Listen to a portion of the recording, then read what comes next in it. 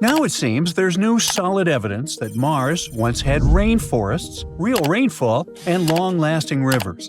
NASA's Perseverance rover found a mineral called kaolinite on the floor of Gale Crater. Down on Earth, this stuff only forms in warm, wet places with heavy rain that lasts for millions of years. And this kind of rain feeds jungles, not deserts. That means Mars had showers for a long time. And that changes everything we thought we knew about the planet. So that mysterious kaolinite doesn't form from a quick flood or a melting glacier. It forms when liquid water keeps soaking into rock over insanely long periods, breaking it down grain by grain. When Perseverance spotted kaolinite pebbles and boulders scattered across Mars, scientists realized Mars once behaved less like Antarctica and more like the Amazon. That tells us that ancient Mars had a stable climate, thick enough for atmosphere, and a functioning water cycle with clouds, rain, and runoff. The place where the kaolinite showed up, Gale Crater, is pretty cool itself. It used to be a massive lake, fed by rivers that carved channels you can still see today from orbit. Scientists think those rivers could have washed the kaolinite into the crater like a conveyor belt of rainforest soil. Another theory is that a meteor impact blasted the material out of nearby terrain and dropped it there like cosmic shrapnel. Either way, water clearly moved these rocks around, and moving water is a huge deal because stagnant water doesn't shape landscapes like that. Every form of life we know depends on liquid water. Not ice, not vapor, liquid water that sticks around. A warm, wet Mars with rainfall would have had streams, wetlands, and chemical reactions happening non-stop, which are the same ingredients Earth used to kickstart life. Now this doesn't mean Mars definitely had some creatures waving at the sky, but the planet checked way more boxes for habitability than we ever expected it to. For decades, Mars looked like a planet that maybe thawed for 5 minutes and then froze forever. Now it looks more like a world that stayed comfortable for hundreds of millions of years before everything went wrong. Scientists think Mars lost its atmosphere because it lacked a strong magnetic field, which is like a shield that protects planets from the solar wind, a constant blast of charged particles from the sun that can strip a planet bare over time. While all that rainforest talk grabs headlines, Mars keeps stacking surprises. In 2025, scientists spotted Skylights on Mars. Those are giant holes in the surface of the red planet that drop straight down into underground cave systems, which formed long ago. On Earth, caves like this protect life from radiation, temperature swings, and surface chaos, which makes them perfect hiding spots if ancient Martian life ever existed. Some of these caves might be karstic, which means slightly acidic water slowly dissolved the rock, carving out underground chambers over time. That process needs liquid water and patience, which Mars apparently had plenty of back in the day. Scientists suspect these caves could trap ice, preserve chemical fingerprints of life, or even lock away organic material untouched for billions of years, like a time capsule no one has opened yet. The caves sit in a region called Hebrus Vallis, tucked between an old volcano and a massive plain in Mars's northern half. This area doesn't show signs of lava tubes, which scientists already know exist on Mars. Instead, it shows ancient river channels, hydrated minerals, and sediments that only form when water sticks around. Scientists spotted 8 skylights and knew they weren't impact craters because nothing splashed outward when they formed. The surface simply collapsed into empty space below. Researchers pulled this story together using old Mars mission data, including mineral maps, hydrogen readings that hinted at buried water, and ultra-sharp images from orbit. The big deal is this: caves protect things. They block radiation, trap ice, and preserve chemical traces far better than the surface ever could. If Mars ever hosted life, even tiny microbes, those caves rank among the best places to find what's left. Now, a year earlier, in July 2024, the Perseverance rover drove along what used to be a river billions of years old. After the river dried up, part of a rock face broke loose and fell into the channel. Perseverance found it sitting there, untouched for ages. Scientists named it Sheyava Falls. The rock's surface showed tiny dark spots, scientists nicknamed poppy seeds, and larger pale blobs with dark rims called leopard spots. When Perseverance zoomed in, it also detected organic molecules. These are carbon-based compounds, the same basic ingredient every living thing on Earth uses. Scientists predicted years ago that if Mars ever hosted microbes, rocks like this one would exist. These spots matter because life needs energy. Some organisms use sunlight, others eat chemistry. Microbes can survive by moving electrons between chemicals, kind of like stealing spare batteries to power themselves. At Cheyava Falls, scientists think microbes could have taken electrons from organic compounds and handed them to iron in the rock. That reaction releases energy that microbes can use to survive. So, Sherlock, the evidence lines up. The dark dots and rims contain a mineral called vivinite, which only forms when iron gains electrons. When iron changes this way, it loses its rusty red color and turns pale. That explains why the centers of the leopard spots look lighter. Perseverance also found another mineral there called greigite. Greigite needs sulfide to form, and microbes can create sulfide by feeding electrons to sulfate, another chemical found in the rock. Now, scientists can't fully analyze this rock yet, but they already have one tool down on Earth, the kind so small you'd miss them unless you knew exactly how to look. If microbes ever lived in Mars's ancient oceans, they probably didn't leave skeletons or bones. They left chemical fingerprints locked inside minerals. On Earth, microbes showed up in oceans about 3.7 billion years ago, give or take. Mars had water around the same time. When water evaporates, it leaves minerals behind, and some of those minerals can trap microorganisms like bugs and amber. On Mars, scientists expect sulfate minerals to play that role. On Earth, gypsum does the same thing. To test this idea, researchers went to a gypsum quarry in Algeria. Millions of years ago, the Mediterranean Sea almost dried up and left thick gypsum layers behind. Those layers preserved ancient bacteria inside them.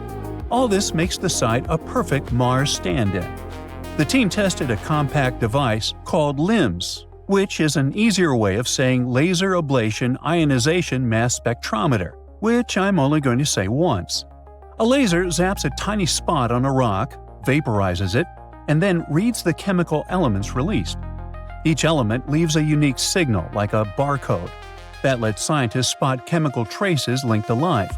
When they aimed LIMS at the Algerian gypsum, scientists found thin, thread-like structures already known to be bacteria. They also spotted minerals that microbes help create, like dolomite and certain clays. That matters because microbes don't just leave fossils, they change rocks while they live. Mars makes this harder, though. Its environment differs from Earth's, and any fossils there would be billions of years old, not millions. Scientists also need to rule out non-living processes that could copy these signals. Now, lots of people think that to find all the answers, humans must go to Mars. And the number one goal for the first human mission to Mars is finding life, not digging up resources or setting flags. Scientists want to know if Mars ever hosted living organisms, if it still does today, or if the planet once ran the chemical experiments that led to life. After that, researchers want to understand where Mars keeps its water and carbon dioxide, how those cycles work, and how they changed over time. Geology comes next because rocks keep the planet's memory. Every layer tells part of Mars's story. Scientists need to understand how Mars affects the human body, the brain, and even group dynamics when people live together in isolation. Long-term plans go even farther. Scientists want to learn how plants, microbes, and animals survive on Mars, how radiation alters DNA, and whether reproduction works across generations. They also want to know if Martian microbes could harm astronauts or equipment. We just found the biggest clue ever that someone lived on Mars. Or should I say, something. Because if you're picturing skinny red extraterrestrials with big goofy eyes, forget it. The Martians we're talking about looked more like this, a tiny microbe. I know, a total bummer, but this could change everything. See that weird pattern on the rock? The one that looks like leopard spots? Experts think it was left behind by ancient life. And no, it's not like someone painted it, the way early humans drew on cave walls. These little marks could actually be leftovers from microbes, signs that some pretty wild chemical reactions were happening back when they were formed. And don't worry, we'll get to that in just a second. So NASA actually found this evidence over a year ago, and they were thrilled, as this was exactly the kind of weird rock they'd been hoping to see on Mars. They thought this weird pattern might be a biosignature. In other words, a clue that life was once there. That could mean an element, a molecule, some substance, or in this case, a funky leopard print pattern on a rock. But scientists were cautious back then. After all, you can't just go around shouting, "We found life on Mars," without being absolutely sure. It could have just been, well, a cool-looking Martian rock, right? So, they studied this sample again and again. And by they, I mean more than 1,000 scientists from NASA and partner institutions all over the world. And recently, they finally came out with a paper that basically says, listen, we can't find another explanation. And that's it. With no other explanation left, this might just be the best evidence we've ever had that something really did live on Mars. The sample, nicknamed Sapphire Canyon, was collected by the Perseverance rover in July 2024. It was taken from rocky cliffs along the edges of the Neretva-Vallis River Valley, a region shaped long ago by water that once flowed into Gale Crater. And we're talking like more than 3 billion years ago. Scientists believe that back then, Neretva-Vallis was filled with rushing rivers carrying mud, sand, and gravel into the lake. When the water eventually dried up, it left behind the rocky outcrop where Sapphire Canyon was found.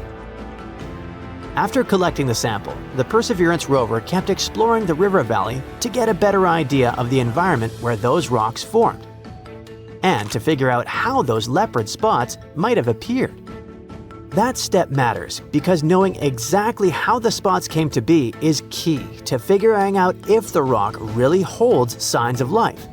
In other words, did those patterns form through normal chemical processes that don't need life at all?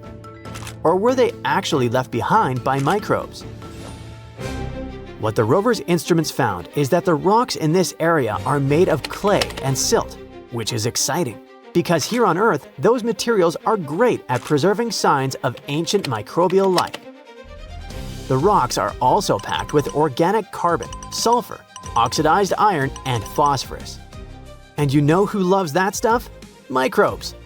Experts think they could have used those ingredients as an energy source, and in the process, left behind the leopard spots we can now see in high-resolution images. Remember when I said these marks might be a microbe's leftovers, right?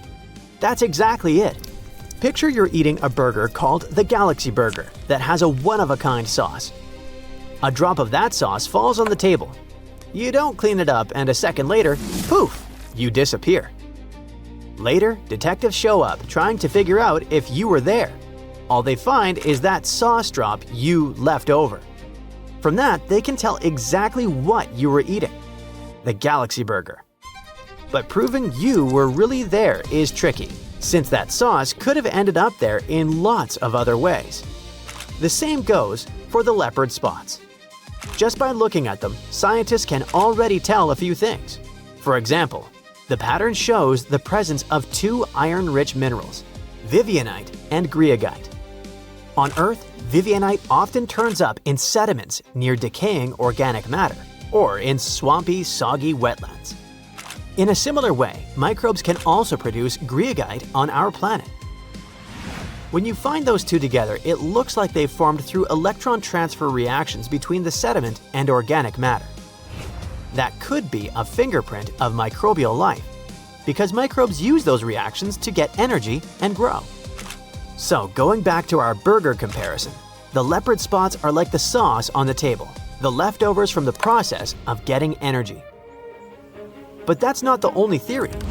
The team also spotted the possible presence of hematite in the rock. And if Mars has the nickname the Red Planet, hematite is the one to blame. It's a heavy mineral that can take on a reddish tone. On Earth, people have been using it as a pigment for paint for thousands of years. Now, scientists think the leopard spots may have formed when chemical reactions with hematite turned parts of the rock from red to white. That process can release iron and phosphate and possibly cause those black rings to appear. And here's the kicker. Those reactions can also provide an energy source for microbes. For now, though, these are just theories. What we can confirm is that those chemical compounds are definitely present in the rocks. But just like in the detective story, finding the sauce drop doesn't prove it came from you. So even though these materials are great for microbes to thrive on, it doesn't automatically mean this is a biosignature. They could have also formed abiotically, or put simply, without the presence of life. Yeah, it could happen, but for it to happen naturally, without microbes involved, you'd need two things: high temperatures and acidic conditions. That's the only way those chemical processes could do their magic and leave behind the leopard spots. And here's the exciting part.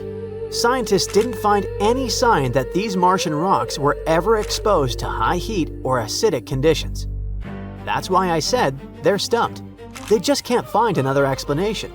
So this has to be a biosignature, right? Well, maybe not. Because there's still a possibility that organic compounds could react even under low temperatures. And maybe, just maybe, we're seeing that happening for the very first time. That's why it's so hard to confirm 100% whether this is the handiwork of ancient microbes or just a natural process. So, in the end, we're still left with more questions than answers.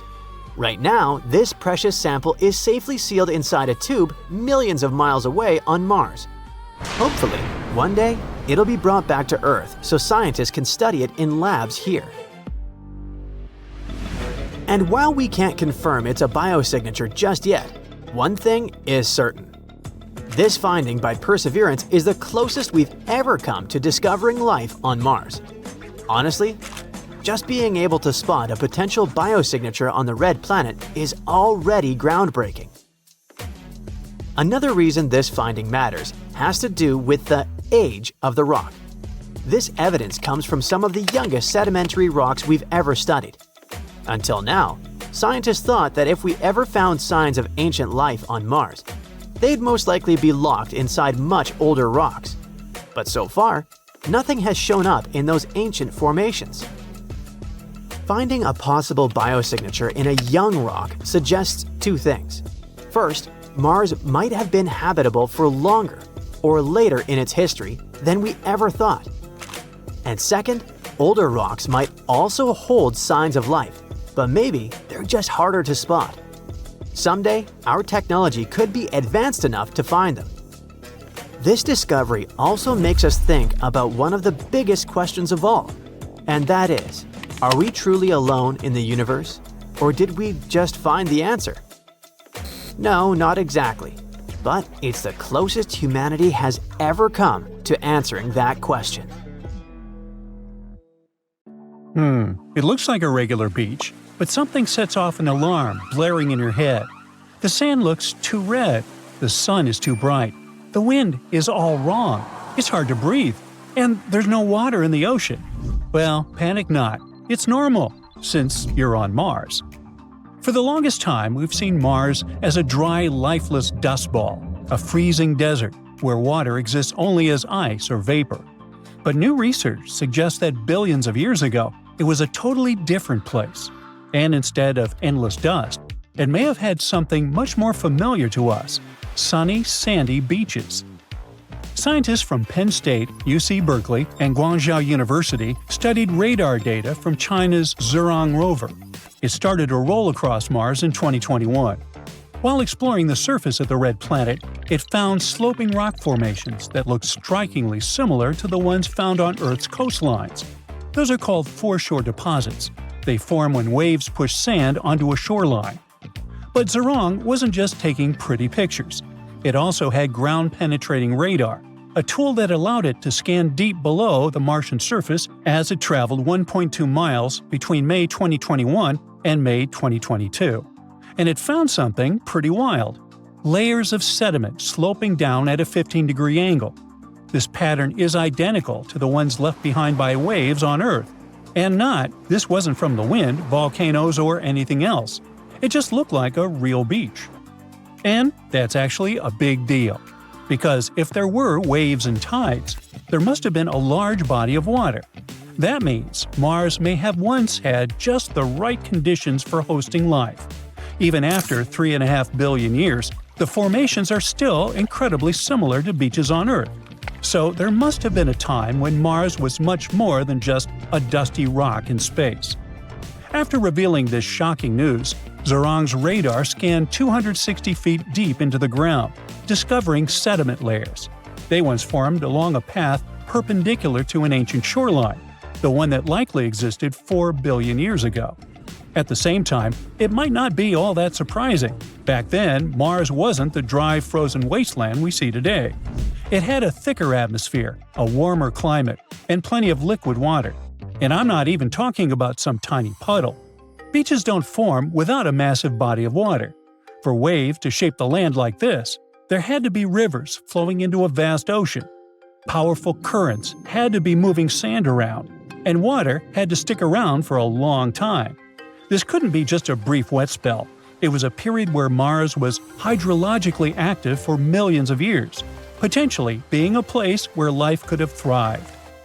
This discovery gives even more weight to one theory. It has been puzzling scientists since the 1970s. That's when NASA's Viking spacecraft snapped images of what looked like a shoreline wrapping around Mars's northern hemisphere. But there was a problem. The shoreline was all over the place, with elevations varying by up to 6 miles. Wow, which is nothing like our flat, mostly consistent shorelines we see on Earth. This difference made scientists doubt that a Martian ocean ever existed. For years, scientists have been trying to crack this mystery. In 2007, they suggested that Mars' rotation actually shifted billions of years ago. As the planet's massive Tharsis volcanic region grew, the planet's spin axis tilted, warping the surface.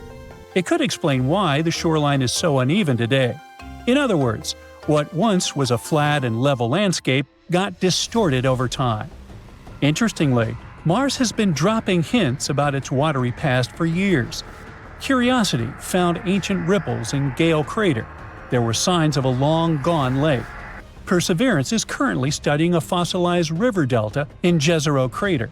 Now, with Zhurong's evidence of an ancient ocean, it all comes together. Small lakes? Check. Rivers? Check. A massive ocean covering the northern lowlands? Quite possibly. Zhurong's mission wrapped up in May 2022 after dust blocked its solar panels, but future missions could still explore those ancient shoreline deposits. Scientists might send new missions to drill deeper into the ground to retrieve samples. Or we could use better radar to map Mars' subsurface in more detail. There's a real hope to excavate those areas in the future and find even more clues about Mars' past. At the same time, NASA's Perseverance rover is already working hard in Gale Crater collecting samples. Scientists hope that it will bring them back to Earth in the 2030s. While those won't include samples from the ancient ocean, they could still help us find out more about Mars's wetter history. For now, the discovery of ancient beaches on Mars gives us a peek into a time when the planet might have looked a lot more like Earth, with water, waves, and rivers. Now let's speak about the Perseverance rover that's still working on Mars in more detail. It has a special drill on its arm and uses it to scrape off the dust and top layers of rock, making small 2-inch wide circles in Gale Crater. Once, one of its cameras took a close-up photo, and the image showed that the rock wasn't smooth.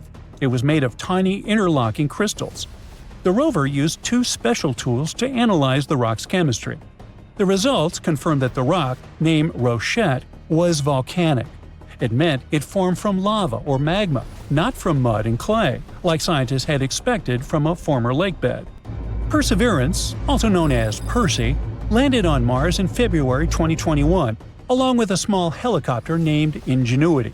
It is the most advanced rover ever sent to Mars, following in the footsteps of Curiosity, Spirit, Opportunity, and others. But Percy has a different mission. While older rovers mainly studied Martian rocks and climate, Perseverance is searching for signs of past life. Scientists chose Gale Crater because it looks like it used to be a lake where tiny life forms could have lived. The rover drills, scrapes, and collects rock samples to study with its science tools. It also saves some samples to bring back to Earth in the future for even closer study. Perseverance has found some surprising things on Mars. Scientists studying the data it sent back have discovered that Gale Crater has changed a lot over time. Long ago, this area had flowing lava, a lake that lasted for thousands of years, rivers that carried mud and sand, and even massive floods that brought in rocks from far away. It means that Jezero's history is more active and unpredictable than scientists expected.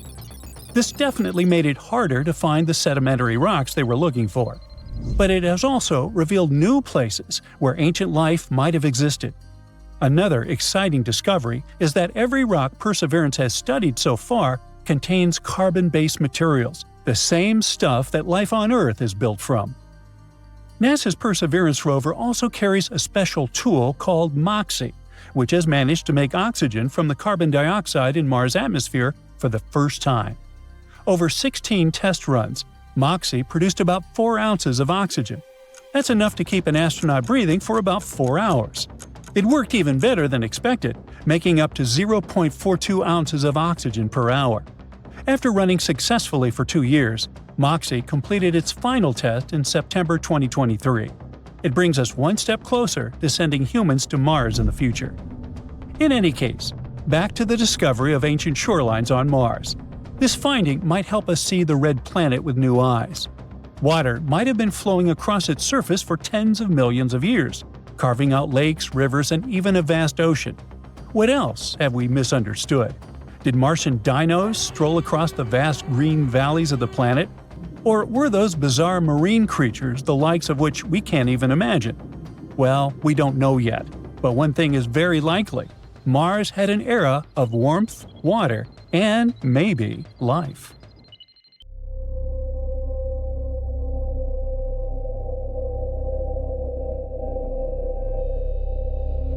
What if Martians came to our planet? What if a Mars rover brought back some unknown organism that began to reproduce and wipe out all life on Earth?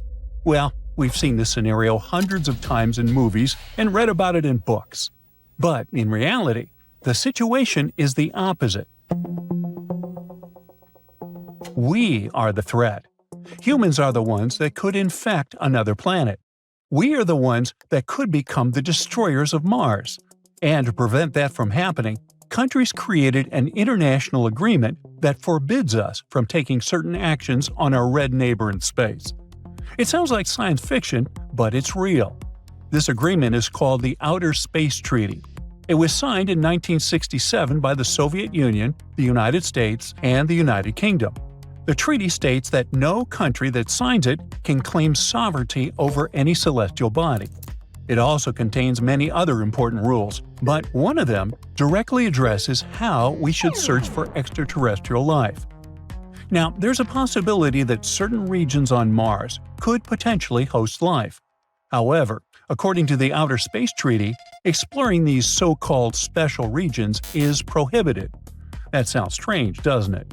Searching for life on Mars is one of the main goals of the entire space industry. So, how can these areas be off-limits? Well, the reason is contamination. When we explore these regions, we might accidentally bring life there. A tiny but extremely resilient microbe or bacterium could hitch a ride on a spacecraft, land on Mars, and begin to reproduce. But scientists are not only afraid that Earth bacteria will destroy Martian life, there's a possibility that these two types of bacteria will mix, and we will not be able to separate one from the other. But what if it occurs that these bacteria were originally from Earth?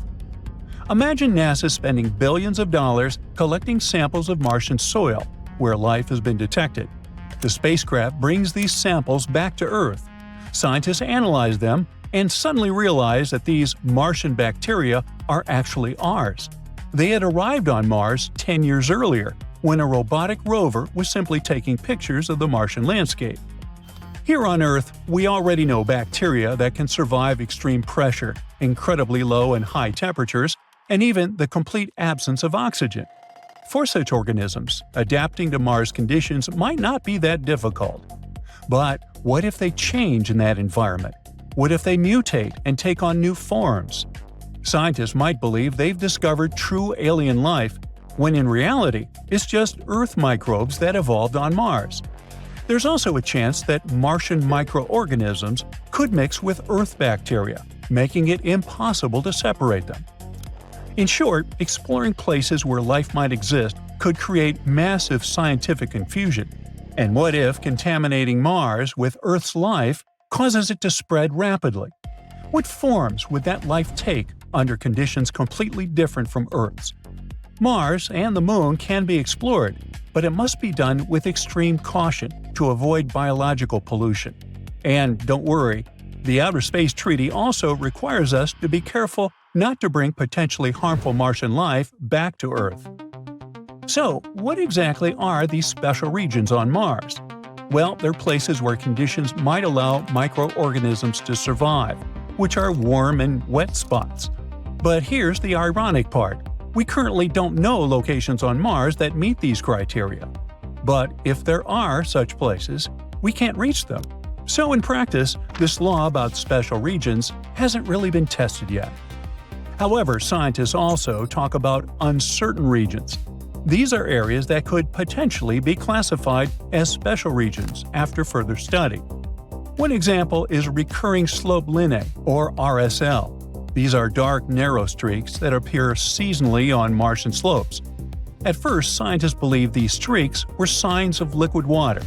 Later studies showed that RSL are formed by dry granular flows. So, does that mean there's no chance of finding life on Mars anytime soon? Perhaps. But what about all those headlines claiming that water was found on Mars? Couldn't that mean life exists there? Yes, scientists have discovered water, and it's not just small amounts, but entire oceans. The problem is that this water is buried 7 to 12 miles beneath the Martian surface. For comparison, the deepest hole ever drilled on Earth, the Kola Super Deep borehole, is about 7.5 miles deep. We couldn't drill deeper on our own planet. Now imagine how much time, money, energy, and technology would be required to make a giant pit on Mars. For now, such a mission sounds more like sci-fi than reality. But let's say we do find a microbe on Mars and bring it back to Earth. What kind of danger could such a tiny organism pose? Well, science fiction thrillers give us dramatic answers, but there's also a real-world example. Take the fungus known as chytrid. This microscopic organism reduced populations of frogs, salamanders, and other amphibians across the globe. And this biological disaster affected humans as well. Chytrid is not an alien organism, but its story perfectly illustrates what can happen after even a small biological contamination. When chytrid infects a frog, it causes a severe disease. The fungus attacks the animal's skin, disrupting its ability to regulate water and electrolytes. Electrolytes are salts and minerals essential for biological functions. When this system breaks, it leads to heart failure. The frog doesn't survive, and the fungus continues to multiply and infect other creatures. The outbreak was first detected in northwestern Costa Rica in the early 1980s. From there, it spread south and east, reaching Panama in the 2000s. More recent research suggests that chytrid originated in East Asia and spread worldwide through the pet trade. How it evolved the ability to devastate amphibians is a story for another video. For now, let's focus on the consequences that still affect us even today. Over several decades, the chytrid epidemic caused massive declines in amphibian populations worldwide. Around 90 species disappeared entirely. The impact was especially severe in Costa Rica and Panama. As amphibian numbers dropped, so did the populations of predators that fed on frogs and salamanders. But that wasn't the main problem. Remember what frogs like to eat. They catch mosquitoes and various bugs. So after the fungus pandemic, the insect population increased dramatically. Now think about what is dangerous about mosquitoes. Yes, they bite and leave an itchy mark on your skin, but some species carry dangerous infections, such as malaria. As frog populations decreased, malaria cases among humans increased. Studies showed that infection rates began rising about a year after amphibian decline started. Over the next 3 years, the number of malaria cases rose, but then stabilized. About 8 years after the chytrid outbreak began, malaria rates started to decline and eventually returned to previous levels. Does that mean frog populations recovered? Unfortunately, no. Amphibians are still struggling. It's possible that humans simply took stronger preventative measures against malaria, or perhaps other animals began feeding on mosquitoes. Either way, the ecosystem never fully returned to its original balance. This is the core problem with biological contamination. Damaging one species disrupts an entire system. Like a chain reaction, problems spread from one link to the next. If a simple fungus managed to affect life on Earth where humans can fight epidemics, imagine what a microbe could do on Mars. Even if life exists there, a single Earth organism could wipe it out completely. The reverse is also true. A Martian microbe could cause serious problems on Earth. Imagine a spacecraft returning from Mars and landing in the ocean. A Martian microbe jumps into the water and attaches itself to a shark. The shark begins to change into something terrifying and starts attacking other sea creatures. Fish become more aggressive and begin attacking anything that moves in the water. Mars's bacteria is multiplying. The fish becomes unsuitable for food. Fishing industry suffers losses, and many people begin to experience hunger without fish. Marine mammals disappear, and things get worse and worse. Okay, let's not be so dramatic, but you get the idea. This planet looks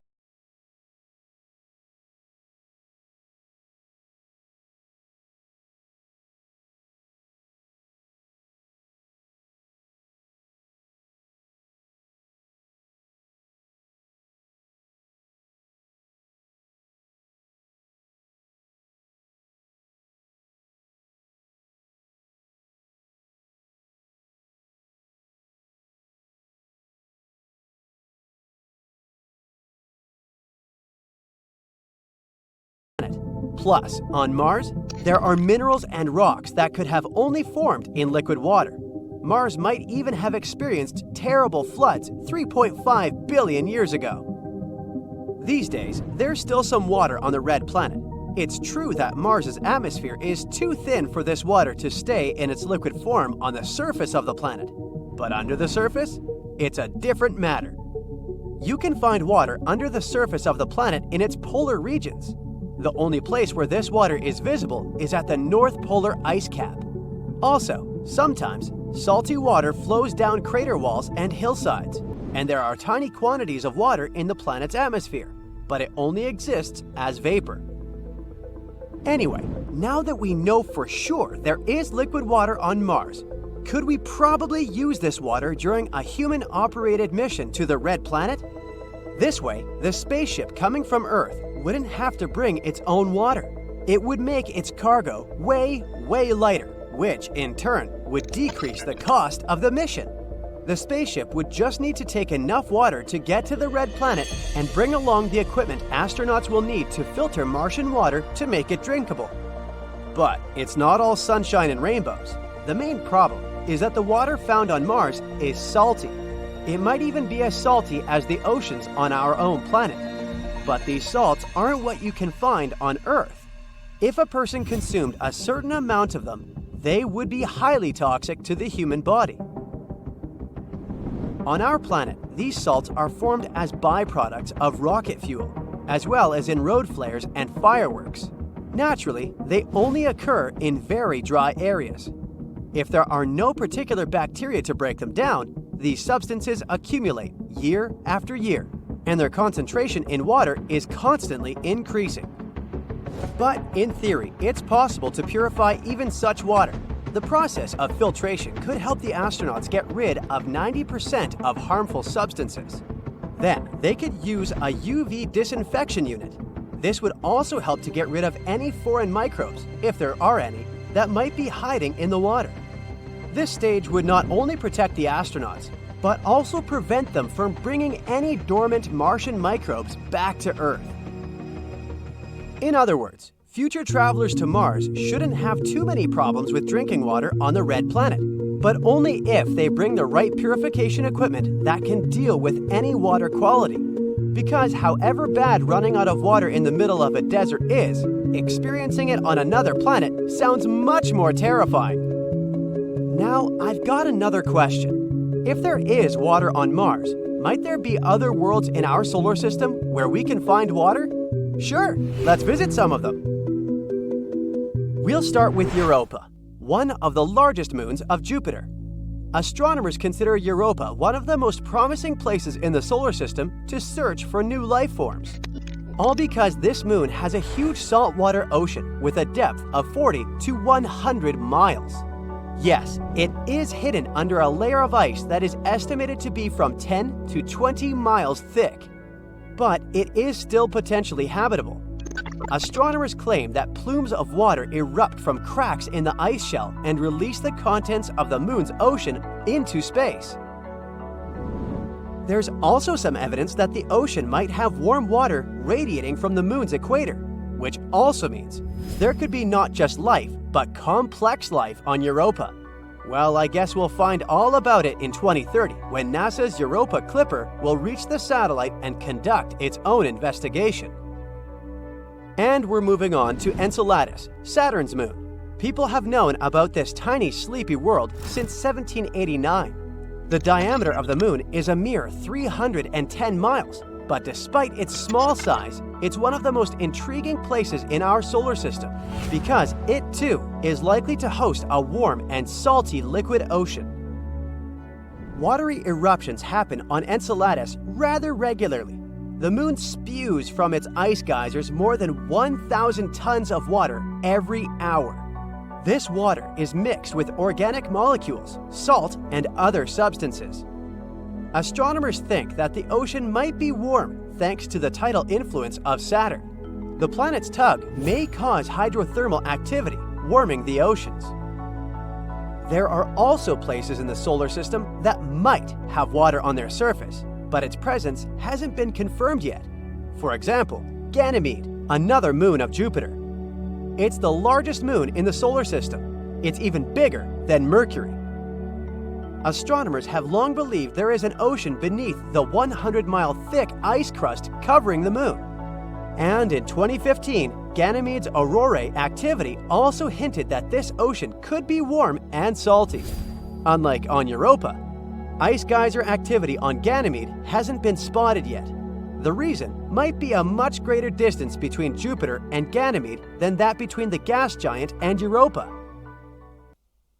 Also, there are the maybes. Those are worlds where there seems to be water, but we don't know to what extent it is liquid. One of such places is Callisto, which, have you guessed it, is another of Jupiter's moons. It's pretty far from its parent planet and also doesn't get as much radiation as other moons. Plus, it has a magnetic field, which definitely adds some protection. Astronomers claim there is water in this faraway world, but the moon's lack of geological activity might mean that it can't have an ocean without some kind of space antifreeze. In other words, all that water on Jupiter's satellite can be a huge, and I mean huge, chunk of ice.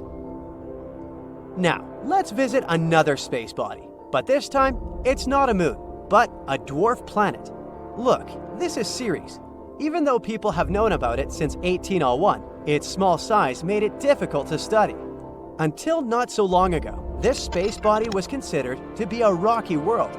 But after the Dawn spacecraft arrived at Ceres in 2015 and examined the dwarf planet, a new theory appeared. Ceres might be less of a rocky ball and more of a watery planet covered with an icy mantle and a slushy ocean moving beneath. If it's true, Ceres could become the nearest to Earth world with an ocean.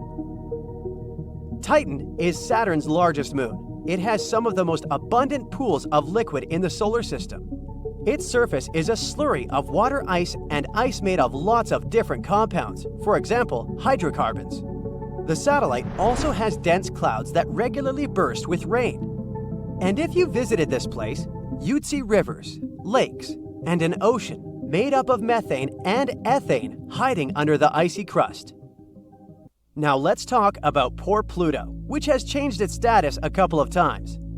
When NASA's New Horizons flew by the dwarf planet in 2015, it discovered a hint of something totally unexpected: an ocean.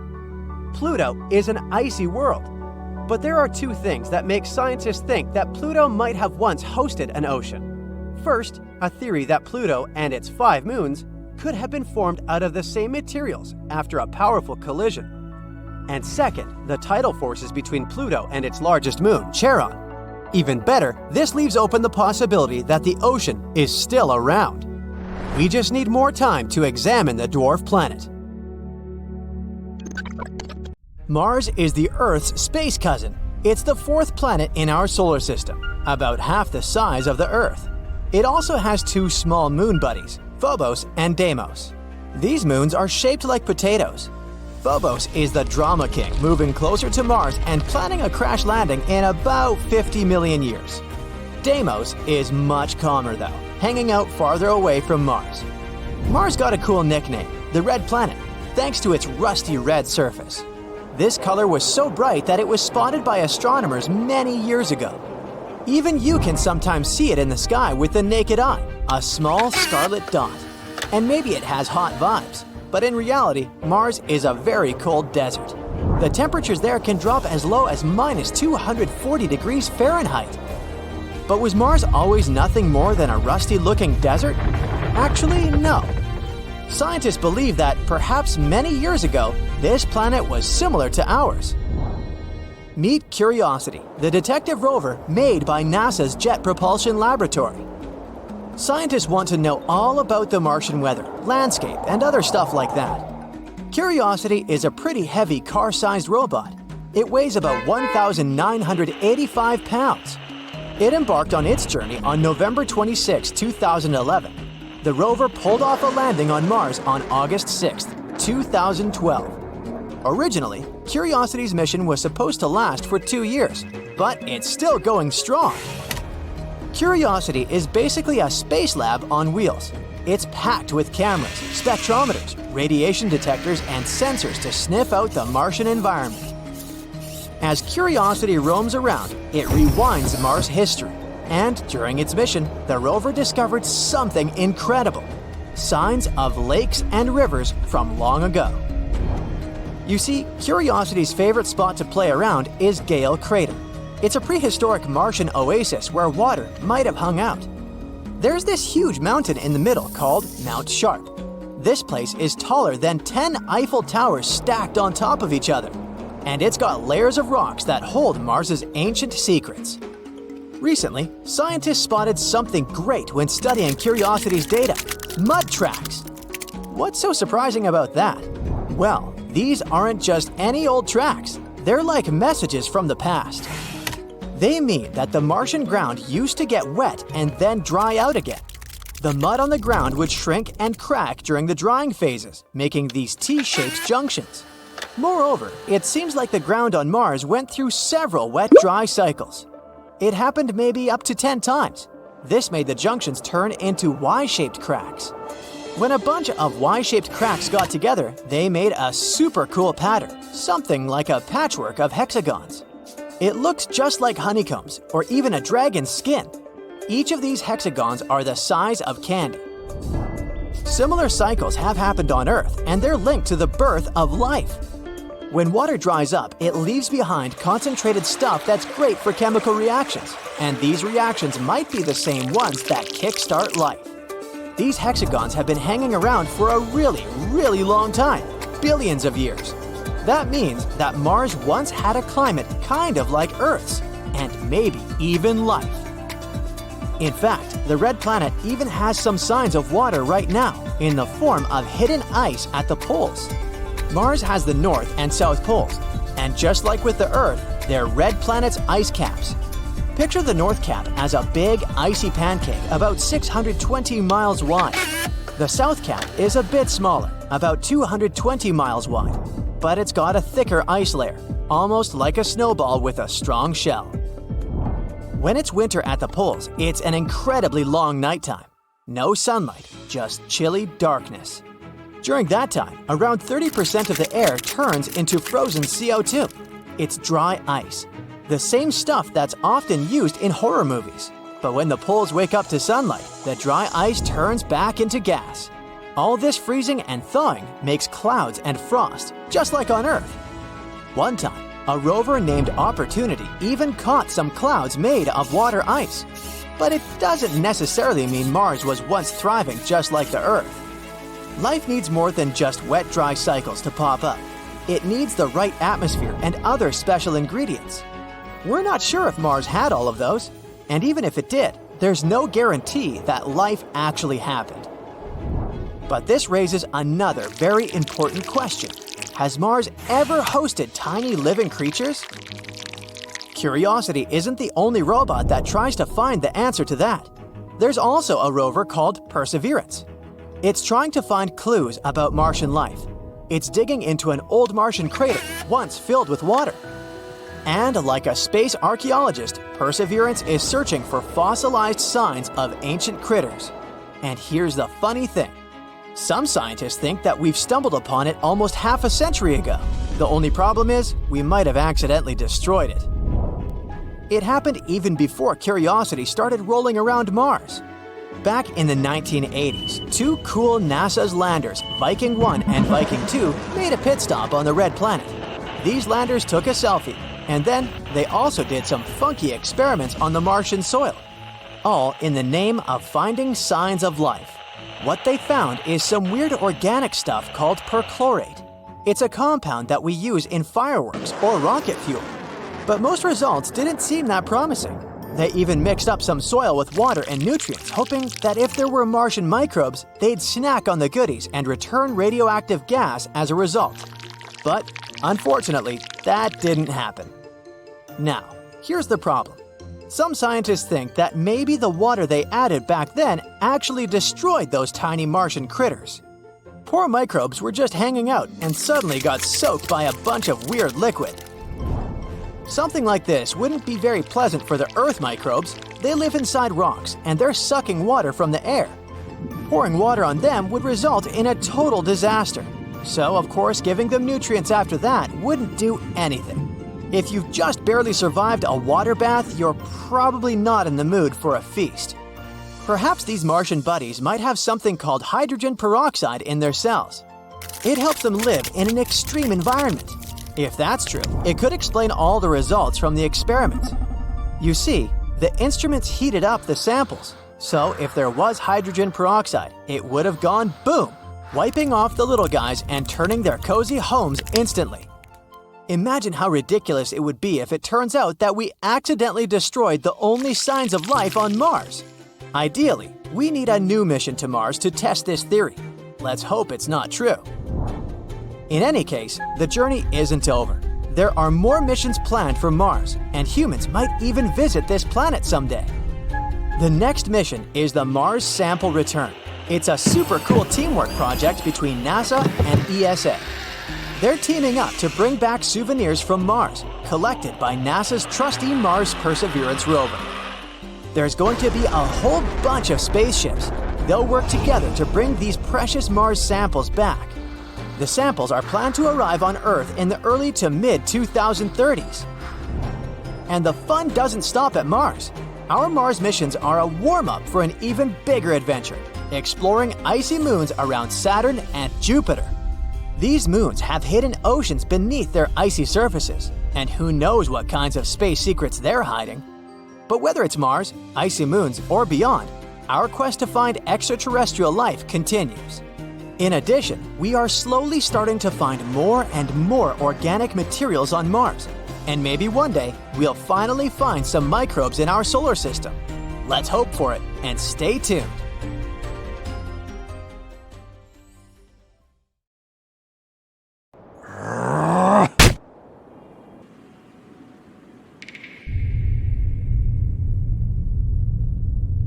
How many people do we need to create a new civilization?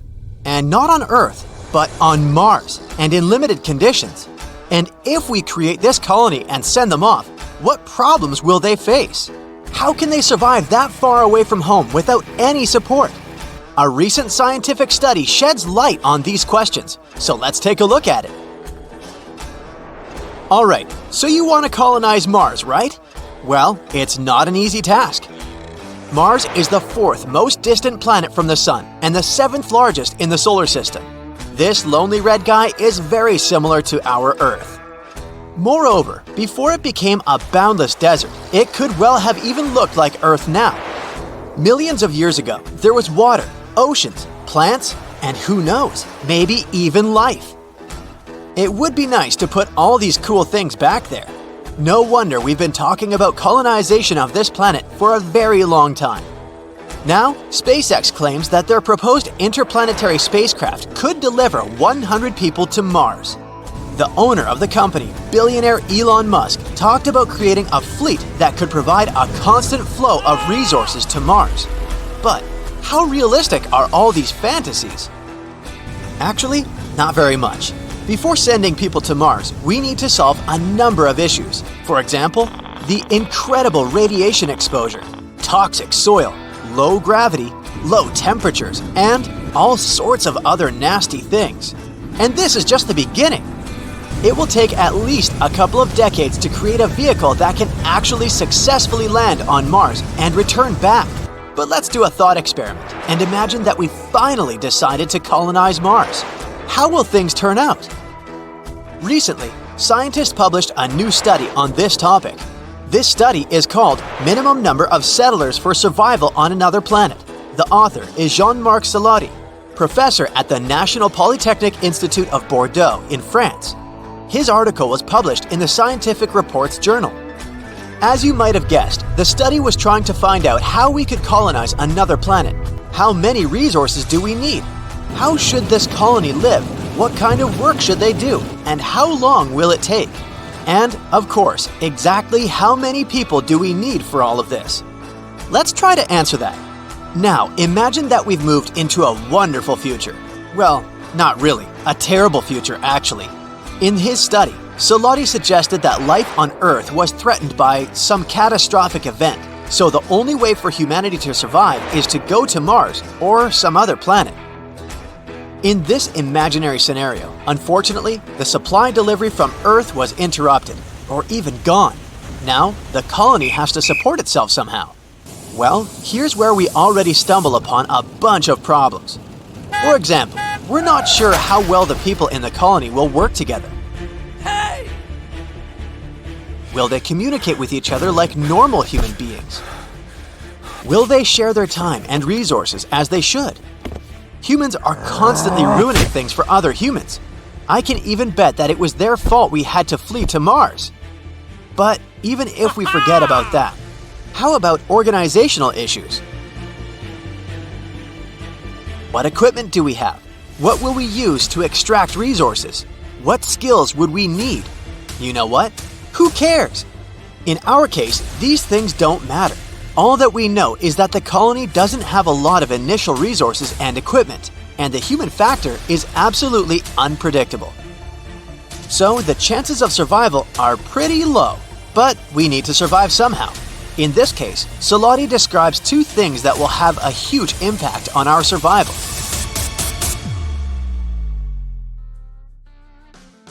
These things are essentially variables in a mathematical equation.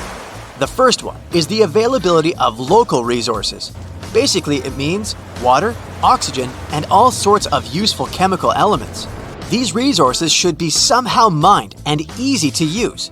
Fortunately, we're not starting from scratch. We already know a lot about Mars. What resources are there? How can they be used for life support, agriculture, and industrial production?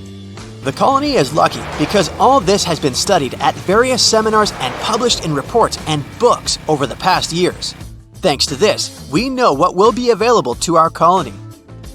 For example, we know that gases could be extracted from the atmosphere and minerals from the soil.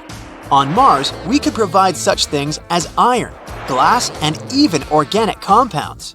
The most important problem here is the service life of the equipment that our new Martians start with. they'll have to get as many materials as possible before the tools break. Keeping them in good condition will be almost the most important task. The second thing is the production capacity, or the speed of work. We have a specific list of things we need to do, make some tools for example, and all this must be produced in sufficient quantities before the literal deadlines. Salati says that the most important thing here will be the so-called sharing factor. Imagine one person trying to survive on Mars. They would have to do all the tasks on their own. They would need to find or build their own system for supplying drinking water, oxygen, and electricity generation. We've already seen how this played out in the movie The Martian. This task wasn't easy at all. There's always not enough time, and all of this is just too much for one person to handle. Unless you're Matt Damon, of course. So, surprisingly, we need a fairly large colony. This significantly distributes the burden. Each person spends less effort, gets tired less, and as a result, the efficiency and speed of work grow. This is where the sharing factor comes into play. Now we need to calculate this number. If we want, for example, to build something, how many people do we need to do this quickly and efficiently? How can we optimize the work as much as possible? Well, it depends on the needs of these people, on available resources, random things like weather, and so on. But in general, this number can be estimated and calculated using some mathematical functions. Salati tells in more detail about these functions in his article. You can read it yourself if you're interested, but in general, he describes 5 areas that need to be taken into account when calculating this number. These areas are ecosystem management, energy production, industry, buildings, and the human factor. The human factor includes such things as the upbringing and education of children, sports, games, music, and so on. In the end, it all comes down to 2 things: how much time we have and how well the people in the colony will work with each other. So, what was the result of all these calculations? In the end, Salati found out that we would need at least 110 people to successfully survive on Mars. This is the minimal number needed to create a self-sufficient civilization. And it will be better if we don't take too many people with us. The more people we take on the spacecraft, the more difficult it will be to predict the results. After all, as we've already said, humans are always ruining things for other humans. So it's better to stick with about 110 people. Of course, this is a rough estimate, and there are a bunch of different assumptions and uncertainties, but even this number is already very useful. Now the scientists know how many people is a minimum for colonization of another planet. Colonizing other planets is a very complex issue, and it will take us a very long time to resolve it. It's very unlikely that we'll fly to Mars in the near future. This task may take several decades, or even a century. Therefore, the best solution would be to try our best to save Earth until we can begin to conquer other planets.